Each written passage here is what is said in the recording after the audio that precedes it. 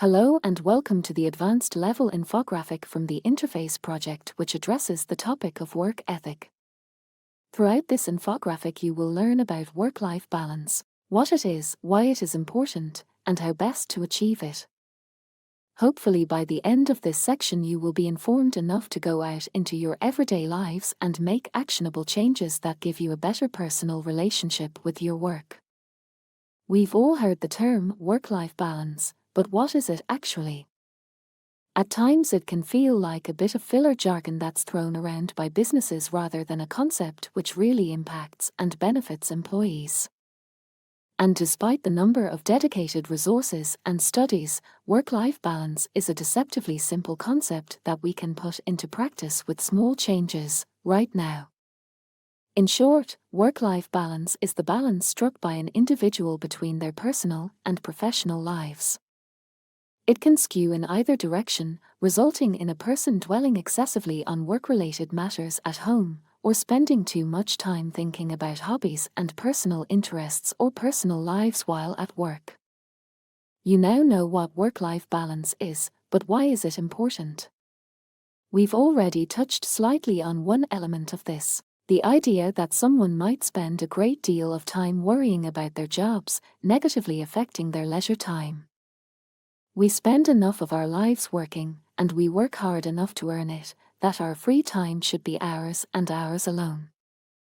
This is of course an idealized concept, and there is a healthy degree of thought that can be given to your occupation while you relax, but that word, healthy, is the key. As in all things, moderation and balance should be our aim. That's all good on paper, but how can we actually maintain a healthy work-life balance? If anything, recent developments in remote working have made this even more difficult for employees. It was already challenging to separate ourselves from our work lives before, but now some people's offices are, quite literally, their bedrooms and kitchens. Depending on the nature of your work, and after discussing this with your employer, consider applying a hard and fast work curfew or workview every day. At this designated time, switch off any and all devices that you use in the course of your work.